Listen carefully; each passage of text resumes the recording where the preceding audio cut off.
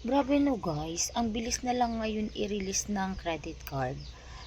Pag nagpunta ka sa mall, parang pinagduduldulan sa'yo yung credit card. Apply na ma'am, apply na ganito, ganyan, 'di ba? Dati ang hirap po mag-apply ng credit cards. Tapos ngayon ang bilis mangutang, 'di ba?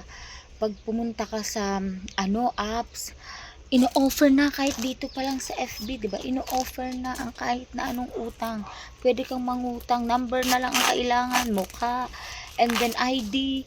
Nakakautang na agad. Kaya kung pansinin nyo nga ngayon guys, ang daming taong may utang. Ang daming taong lubog sa utang. Kasi, mga simple bait yan guys eh. Para yung easy scam.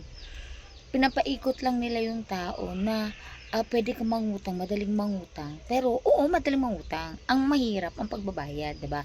Lalo na kung mangungutang ka tapos wala ka namang source of income.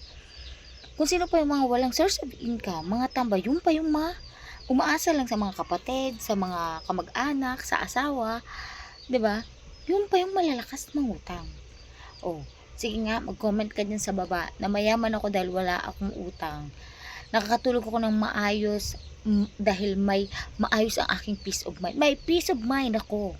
'Di ba? Ganon. Kasi totoo lang, ang dami ngayong lubog sa utang. Ang dami ngayong may utang.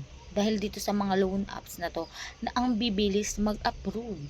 Meron pang mga loan apps na pag inagree mo ng inagree, 1,000 ang pinautang sa'yo, 700 lang marireceive mo. After 7 days, babayaran mo 1,070. Lugi ka pa. Diba? Sinong bobo ang papasok sa mga ganun na loan app? Sinong bobo ang mag-a-agree ng ganung utang? 'Di ba?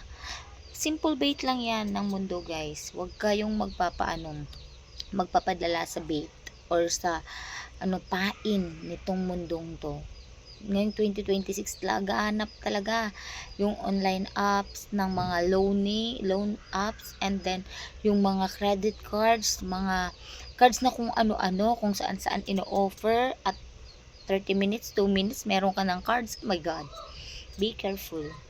Maging wais, maging matalino, kasi mas masarap mabuhay na walang utang. Kahit na wala tayong pera maghapon, paupo-upo lang tayo, pero wala tayong utang at wala tayong iniisip na utang na babayarin sa next month o kaya ngayong araw, masaya tayo, mayaman tayo niyan.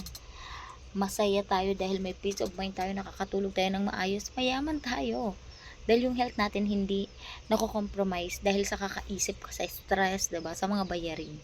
So be careful guys. Huwag nating saklawin, huwag nating kagatin yung pain na gusto nilang ipakagat sa atin.